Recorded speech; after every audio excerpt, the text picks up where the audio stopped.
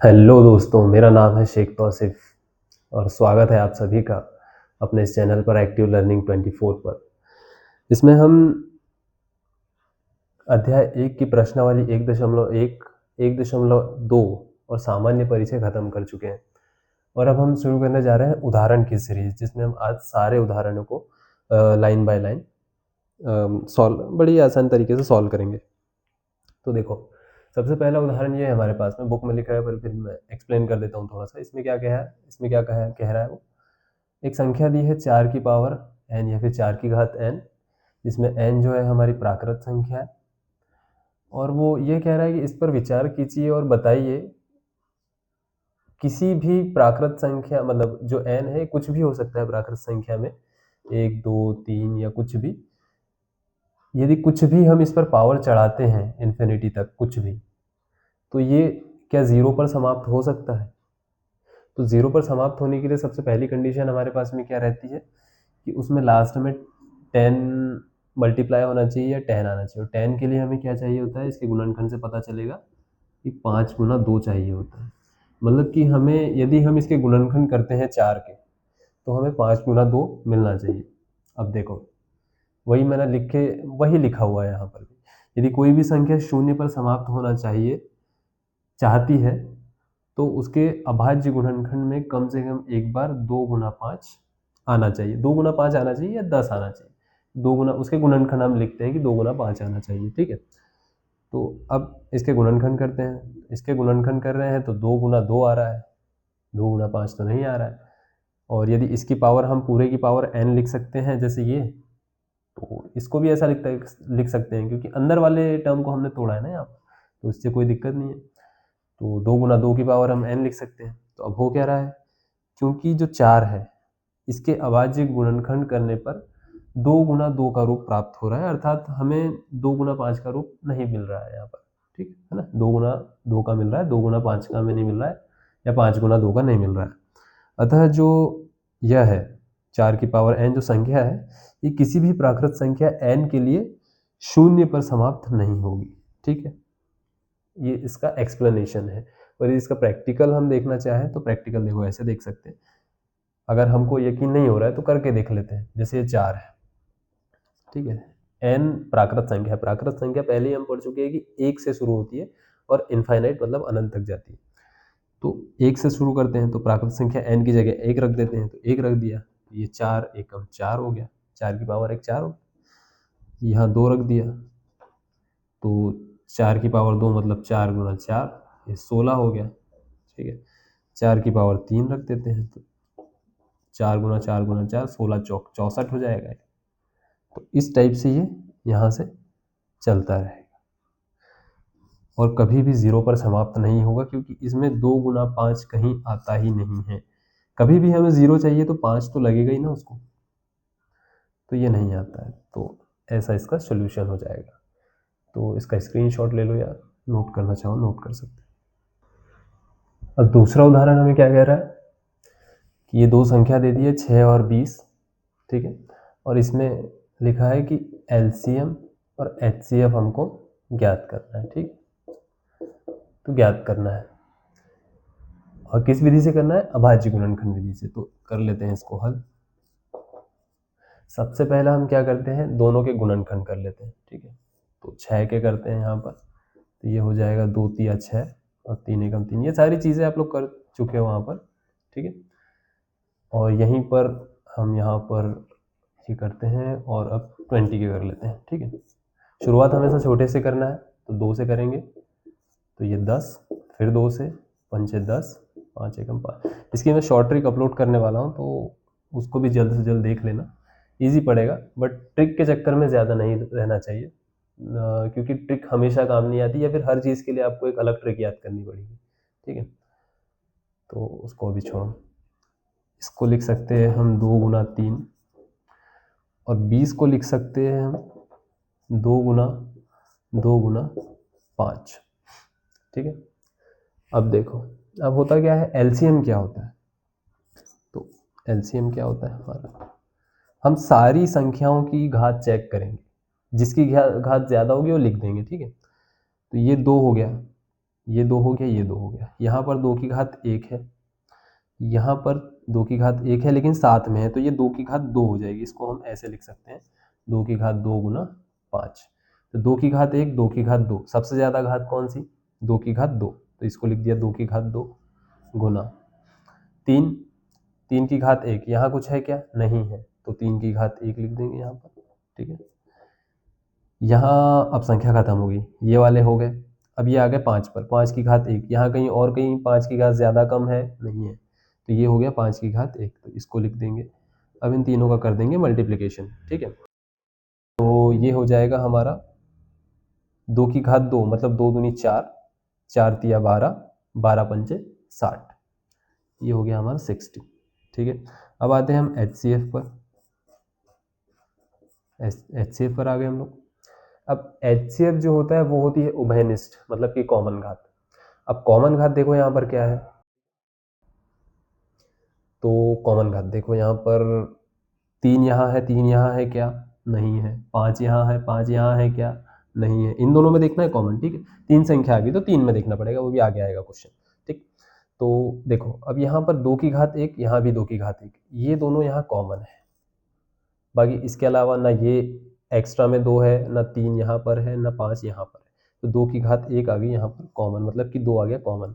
तो ये हमारा हो गया LCM और ये हो गया हमारा HCF। यहाँ पर आंसर डाल के एक बार लिख दो।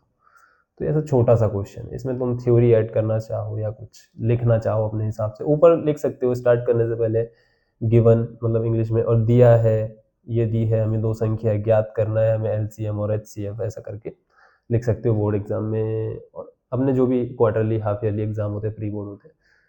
तो इससे स्टेप बढ़ जाती है, स्टेप मार्किंग बढ़ जाती है, तो इसको भी नोट कर लो। अब आ जाते हैं हम लोग हमारे उदाहरण नंबर 3 पर। लगभग सेम ही क्वेश्चन है, बट इसमें मैं एक फॉर्मूला जो मैंने बताया था ना उस टाइप का वो बताऊंगा, ठीक है। तो यही है कि इसका LCM पहले कह रहा है कि पहले इसका HCF ज्ञात कीजिए और फिर जो है इसका LCM ज्ञात कीजिए, ठीक है। ऐसा कर लेते हैं। तो ठीक है, पहले सबसे पहले हम लोग क्या करते हैं, गुणनखंड, सबसे पहले गुणनखंड निकालना है हमें, ठीक है। 96, तो ये 2 दूनी 2 चौक 8 हो जाएगा, 2 तिया, अरे यार सॉरी, 2 चौक 8 हो जाएगा, 2 8 16 हो जाएगा, 2 दूनी 4, 2 चौक है 8, 2 एकम 2, 2 दूनी 4, 2 में 6 का गुणा 12, 2 तिया 6, 3 एकम 3। लिख भी देते हैं लगे हाथ इसको। 96 बराबर हम क्या लिख सकते हैं, 2 गुना 2 गुना 2 गुना 2, कितना है, 1 2 3 4 5, 1 2 3 4 5 गुना 3। अब यहीं पर साइड में हम कर लेते हैं 404 के लिए, ठीक है। तो इसको सबसे पहले सम संख्या 2 से जाएगा, 2 दूनी 4 0, 2 दूनी 4, ठीक है। 2 एकम 2 0, 2 एकम 2। अब ये जो है यहाँ पर तुमको थोड़ा ध्यान रखना पड़ सकता है, थोड़ा सोचना पड़ सकता है। तो 2 से तो जाएगा नहीं, विषम संख्या है, ठीक है। और 3 से भी नहीं जाएगा, 3 तिया 9, फिर 11 बच जाएगा। 7 से भी नहीं जाएगा क्योंकि लास्ट में फिर 31 बच जाएगा। 11 से भी नहीं जाएगा, 13 17 19, किसी से नहीं जाएगा। आप लास्ट तक चले जाओ अभाज्य संख्या पर, किसी से नहीं जाएगा। ये जाएगा खुद से, क्योंकि यह खुद एक अभाज्य संख्या है 101। तो ऐसा यहाँ पर थोड़ा सा ध्यान रखना पड़ सकता है, कुछ स्पेशल नंबर ध्यान रखने पड़ते हैं, या फिर वो करते करते आदत हो जाती है, या प्रैक्टिस करते करते याद ही हो जाता है। तो यहाँ पर लिख देंगे हम 404 बराबर 2 गुना 2 गुना 101, ठीक। इसी को हम लिख सकते हैं 2 की पावर 2 गुना 101, और इसको हम लिख सकते हैं 2 की पावर 5 गुना 3। अब क्या कह रहा है कि इसका पहले HCF निकालो। तो HCF के लिए हम क्या करते हैं, उभयनिष्ठ घात मतलब कि कॉमन घात देखते हैं, ठीक है। तो कॉमन देख लेते हैं। तो कितनी घात है यहाँ पर, 2 की घात 5 है, यहाँ पर 2 की घात 2 है, और कुछ तो कॉमन नहीं है, 3 नहीं आ रहा है कॉमन, 101 भी नहीं आ रहा है। तो 2 की घात 5 और 2 की घात 2, तो इसमें से कॉमन कितना निकलेगा, 2 की घात 2 कॉमन निकलेगा। कॉमन निकालने, देखो ये 5 चॉकलेट रखी है, और यहाँ पर 2 चॉकलेट रखी है। कॉमन कितनी है, यहाँ और यहाँ 2 चॉकलेट, हाईएस्ट कॉमन हो गया ना, यहाँ पर 2 है, यहाँ पर भी 2 है, इससे ज़्यादा कॉमन हो ही नहीं सकता है ना। तो 2 की घात 2 होगी कॉमन। तो जो हमारा HCF हो जाएगा ये हो जाएगा 2 की घात 2, मतलब ये हो जाएगा हमारा 4। अब देखो जो LCM है, LCM जो है हम लोग ऐसे भी निकाल सकते हैं कि सबसे मतलब जो भी हमारे अभाज्य गुणनखंड है इनकी सबसे ज़्यादा घात लेकर भी निकाल सकते हैं, जो हमने अभी पिछले क्वेश्चन में किया है। और हम एक नया मेथड जो वैसे मैं करा चुका हूँ, नया तो नहीं है, इससे भी कर सकते हैं। देखो क्या होता है ना, जैसे इसको मान लिया हमने A और इसको मान लिया हमने B, तो क्या होता है LCM of numbers into HCF of numbers बराबरी से नंबर्स का मल्टीप्लिकेशन A इंटू B, मतलब HCF इंटू LCM बराबर A गुना B ये हो जाएगा हमारा। ठीक है, तो हम HCF निकाल चुके हैं 4 है, A और B हमको पता है ये है, और हमको LCM निकालना है, तो ये LCM लिख देंगे हम यहाँ पर A गुना B और HCF का कर देंगे यहाँ पर पक्षांतर, फिर सबकी वैल्यू रख देंगे, पुट कर देंगे। ठीक है, मान रख देंगे, तो LCM बराबर हो जाएगा A गुना B मतलब कि 96 गुना 404 बटे में आ जाएगा 4। इसको 4 से काट दो तो ये 4 एकम 4 हो जाएगा, 4 एकम 4 0, 4 एकम 4 101 गुना 96 कर लो तो LCM आ जाएगा। क्या कर लेंगे यहाँ पर कर लेते हैं 101 गुना 96, 6 एकम 6 0, 6 एकम 6 0 है, 9 एकम 9 0, अरे यहाँ थोड़ी होगा, 9 एकम 9 0, 9 एकम 9। ठीक है, 6 9 6 9 मतलब 9 6 9 6 9 6 9 6, ये हो गया इसका आंसर LCM, ये हो गया इसका HCF। ठीक, तो ऐसे भी कर सकते हैं, या कॉमन लेकर डायरेक्ट यहाँ पर LCM लिखना चाहो तो यहाँ पर 2 की घात सबसे ज़्यादा है 5, यहाँ पर 2 है तो 2 की घात 5 ले लेंगे, फिर यहाँ पर 3 ले लेंगे, ये है 101 तो 101 ले लेंगे। करो इसका मल्टीप्लिकेशन, इसका भी करके देख लेते हैं। 2 की घात 5 कितना होता है, 2 दूनी 4, 4 दूनी 8, 8 दूनी 16, 16 दूनी 32 होता है, तो 32 गुना 3 कर दो, तो 3 दूनी 6, 3 तिया 9, 96 आ गया, फिर 96 गुना 101 कर दो, ये किया हमने 96 गुना 101, तो ये आ जाएगा हमारा LCM 9 6 9 6, LCM हो गया आंसर। ईजी है, ऐसे भी कर सकते हैं वैसे भी कर सकते हैं, जैसा चाहो वैसा। स्क्रीनशॉट ले लो। अब आ जाता है हमारा प्रश्न नंबर उदाहरण नंबर 4, जिसमें क्या करना है, सेम क्वेश्चन है, बस 3 संख्याएं दे दी है, इसमें भी हमें LCM HCF जो है हमको ज्ञात करना है। ठीक, अब यहाँ लिख देते हैं हल। सबसे पहला काम हमारा यही है कि गुणनखंड निकाल लो, तो सबसे पहले 6 के गुणनखंड निकाल लो, तो ये हो जाएंगे 2 तिया 6, 3 एकम 3, छोटे से शुरुआत करते हैं हम लोग। इसके बाद में आ जाएंगे हम लोग 72 पर आ जाते हैं। इसके क्या हो जाएंगे, सम संख्या है, 2 से तो जाएगा ही जाएगा, तो 2 तिया 6, 2 छंग 12, 2 एकम 2, 2 आठे 16, 2 इनाम 18, 3 तिया 9, 3 एकम 3। ठीक, अब आ जाते हैं तीसरे नंबर पर, जो कि हमारा 120 है। लास्ट में 0 है, सम संख्या से जाएगी, तो दे तो 2 छंग 12 0, 2 तिया 6 0, 2 एकम 2, 2 पंचे 10 15, फिर 3 पाँचे 15, और ये 5 एकम 5 हो जाएगा। ठीक है, अब तीनों को लिख लेते हैं यहाँ पर। तो 6 है तो इसको लिख सकते हैं 2 गुना 3, 72 है तो इसको लिख सकते हैं 2 गुना 2 गुना 2 गुना 3 गुना 3। ठीक है, या फिर 2 की घात 3 और 3 की घात 2। और इसी टाइप 120 को लिख सकते हैं हम लोग 2 गुना 2 गुना 2, 2 गुना 2 गुना 2 गुना 3 गुना 5, या फिर 2 की घात 3 गुना 3 गुना 5, ऐसे लिख सकते हैं।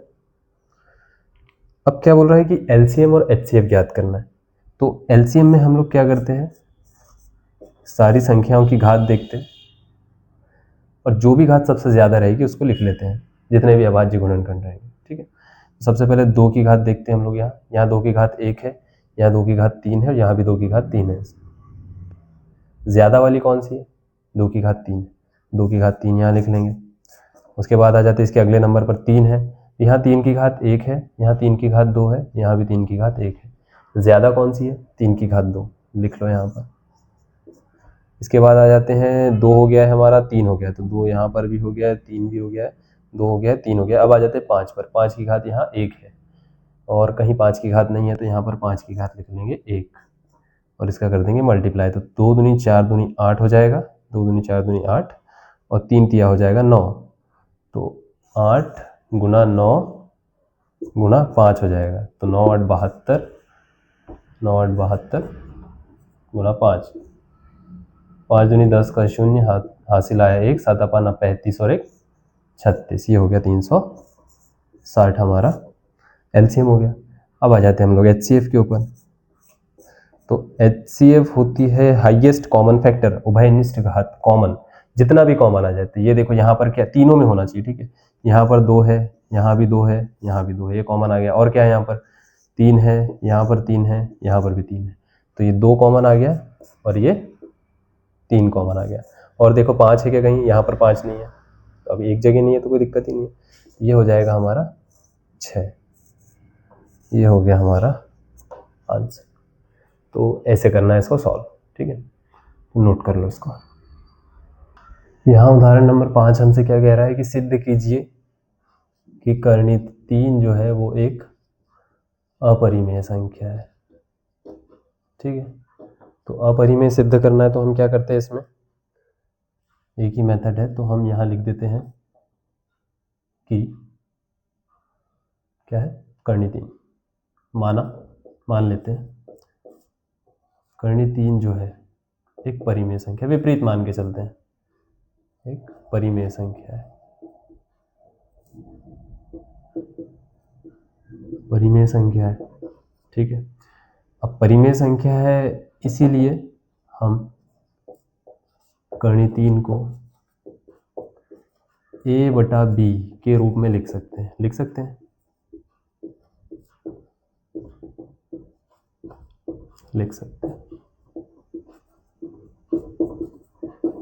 हैं तो लिख देते हैं कर्णी 3 बराबर a/b हो जाएगा। ठीक है, यहाँ पर क्या होगा, जो a है और जो b है, a, b जो है ना, a, b हमारे हैं सह अभाज्य पूर्णांक,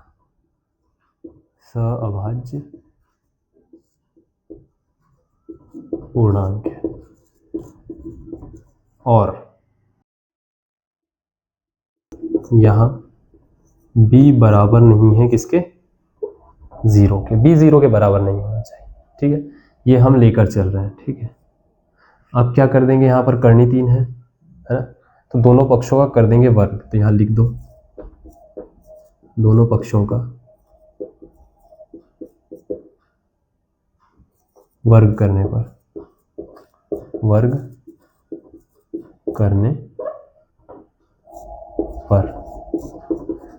पर क्या मिलेगा, कर्णी 3 का वर्ग कर देते हैं, यहाँ पर कर्णी 3 का वर्ग बराबर a/b का वर्ग। तो कर्णी 3 का वर्ग करेंगे तो कर्णी 3 गुणा कर्णी 3, तो ये हो जाएगा 3। ठीक है, ये हो गया 3 हमारा, ये हो जाएगा a का वर्ग बटे b का वर्ग।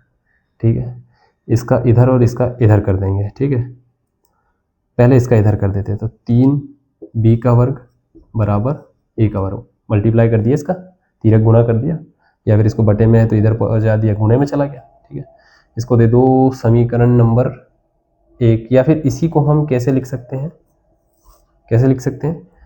3 को इधर पहुंचा दो बटे में, तो b² बराबर क्या हो जाएगा, a का वर्ग बटे में 3। तो ये चीज़ और ये चीज़ आगे हमारे काम में आने वाली है। इसको दे दो अब समीकरण नंबर 1, और यह है हमारा कथन या कल्पना। ठीक है, हम लेकर चल रहे हैं। तो अब होगा क्या, अब हो क्या रहा है यहाँ पर, बी स्क्वायर बराबरी से ए का वर्ग, मतलब बी का वर्ग बराबरी से ए का वर्ग बटे 3, मतलब कि जो ए का वर्ग जो है वो 3 से हो रहा है डिवाइड, 3 से विभाज्य हो रहा है। तो हमारी बुक में एक प्रमेय है, उसके अनुसार क्या होगा, यदि ए का वर्ग किसी संख्या से विभाजित है, यहाँ पर वो संख्या 3 है, यदि ए का वर्ग किसी संख्या से विभाजित है तो ए भी उस संख्या से विभाजित होगा। ठीक है, ये हमारा प्रमेय है। तो यहाँ पर उस प्रमेय के अनुसार, हमारे कथन के अनुसार, वो समीकरण 1 के अनुसार लिख देते हैं। तो समीकरण 1 और हमारे ऐसा मत लिखो, समीकरण 1 लिख दो सीधे सीधे, अभी वो नहीं लिख रहे हम लोग। समीकरण 1 के अनुसार क्या हो रहा है,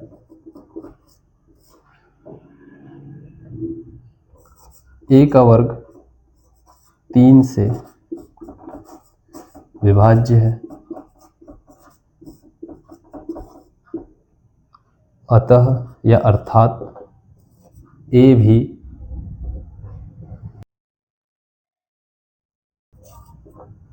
तीन से विभाज्य होगा।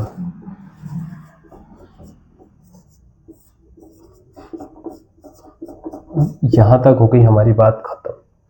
अब बढ़ते हैं हम लोग आगे।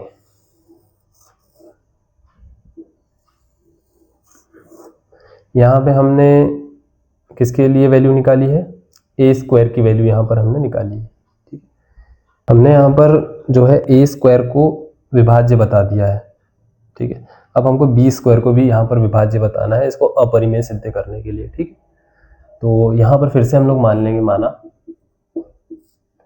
जो ये है, क्या है हमारा ए जो है, ए बराबरी से 3c, ऐसा करके कुछ एक पूर्णांक मान लेते हैं, एक संख्या मान लेते हैं जहाँ पर c जो है ये पूर्णांक है हमारा।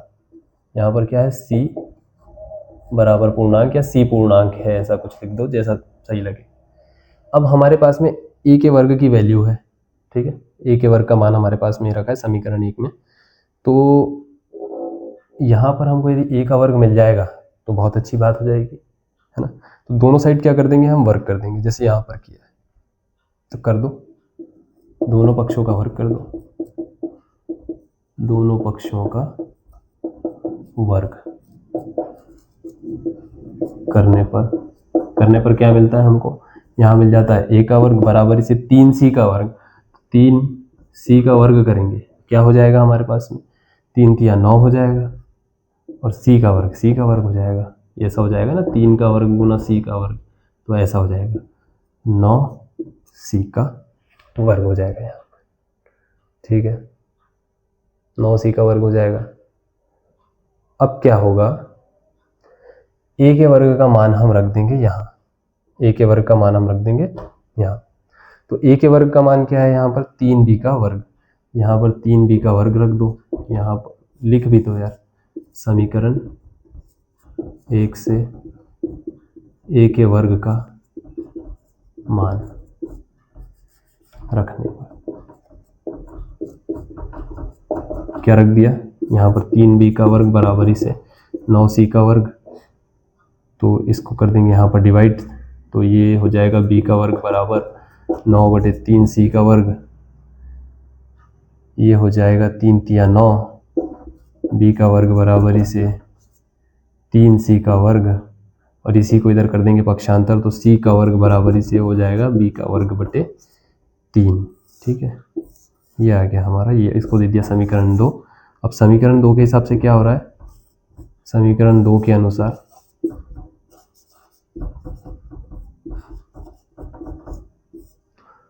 जो b का वर्ग है, यहाँ दिख रहा है हमें, b का वर्ग 3 से विभाज्य है,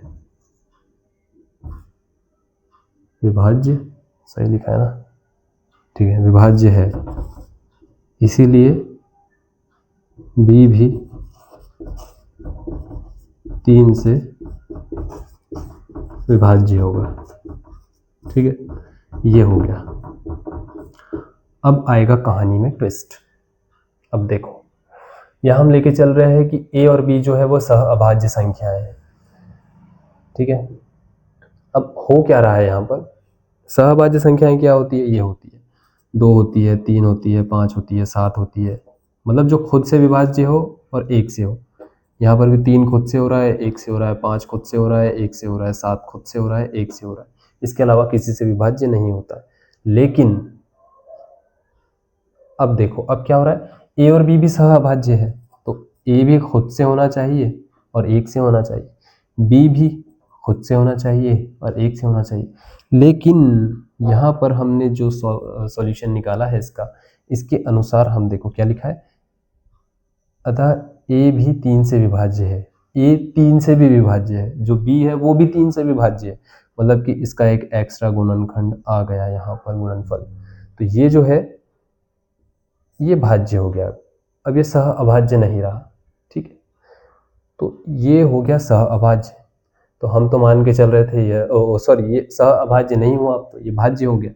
हम मान के चल रहे थे सह अभाज्य परिमेय संख्या, ये तो हमारी कल्पना ही गलत हो गई। तो कल्पना गलत हो गई तो अब हमारा मानना गलत हो गया, मानना गलत हो गया तो सिद्ध हो गया कि एक अपरिमेय संख्या है। यही भी यहाँ पर लिख दो, चूंकि क्या है, ए कॉमा बी का एक अतिरिक्त गुणनखंड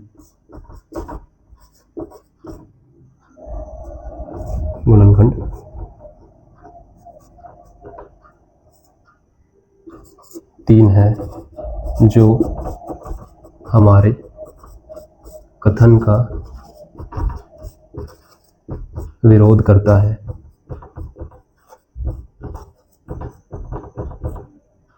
या विरोधाभास प्रकट करता है, इसीलिए हमारा कथन गलत है। क्या है, गलत हो गया। अतः करणी 3 जो है एक अपरिमेय संख्या है।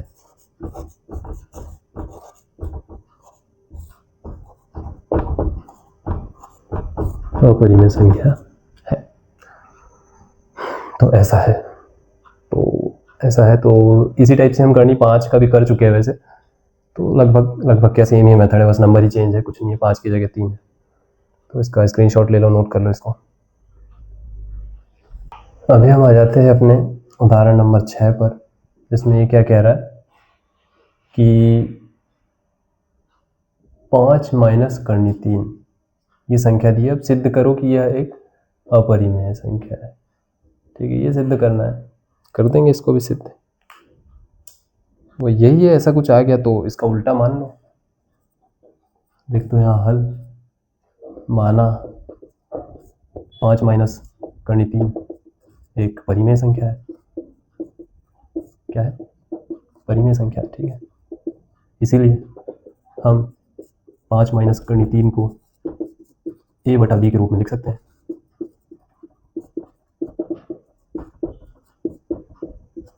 लिख सकते हैं तो लिख देते हैं, लिख दिया यहाँ पर। इसीलिए 5 माइनस करनी 3 बराबर a बटा b हो गया यहाँ।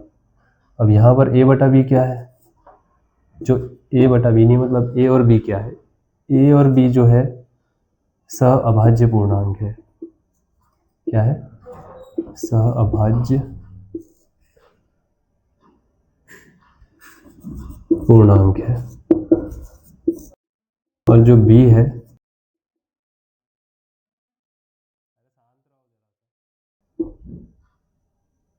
और जो यहाँ पर b है वो 0 के बराबर नहीं होना चाहिए।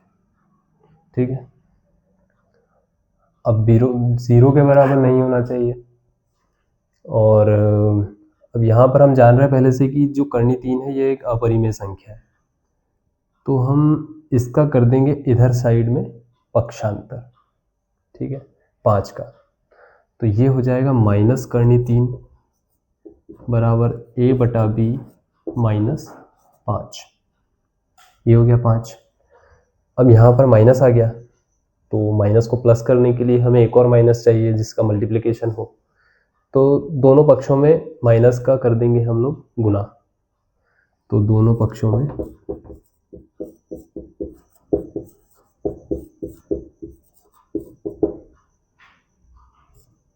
माइनस, माइनस कैसे लिखे यार, ऐसा ब्रैकेट में लिख देता हूँ, ऋण का गुणा करने पर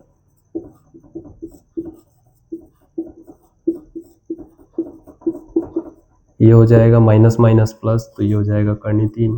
यहाँ कर देंगे तो ये हो जाएगा माइनस और ये हो जाएगा माइनस माइनस प्लस, तो इसको आगे लिख देते हैं, इसको पीछे। ये हो जाएगा ना माइनस, तो ये लिख दिया इसके सामने माइनस, ये हो जाएगा प्लस, तो इसको लिख दिया यहाँ पर।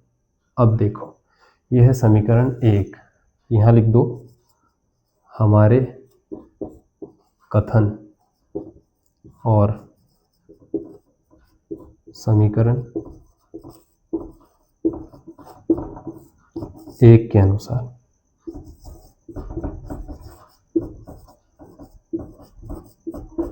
अनुसार क्या, 5 माइनस ए बटा बी, 5 माइनस ए बटा बी एक परिमेय संख्या है। क्या है? एक परिमेय संख्या है। अब परिमेय संख्या के बराबर परिमेय संख्या होगी, तो इसीलिए करनी 3 भी एक परिमेय संख्या होना चाहिए,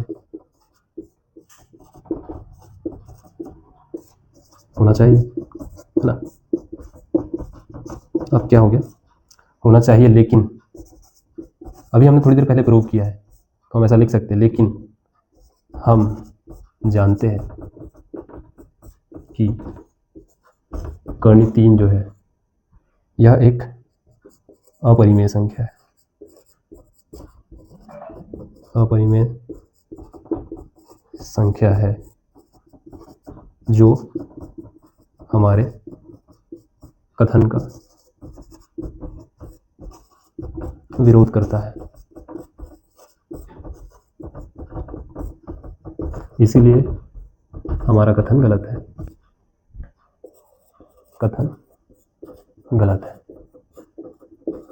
अतः 5 माइनस करनी 3 एक अपरिमेय संख्या है।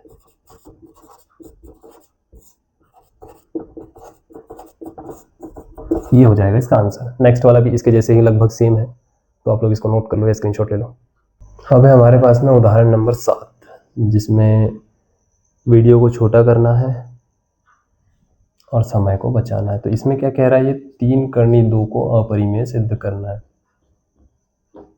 ठीक है, तो वही है जितना हम करते आए हैं। मान लो 3 करनी 2, माना 3 करनी 2 एक परिमेय संख्या है और हम 3 करनी 2 को a बटा b के रूप में लिख सकते हैं।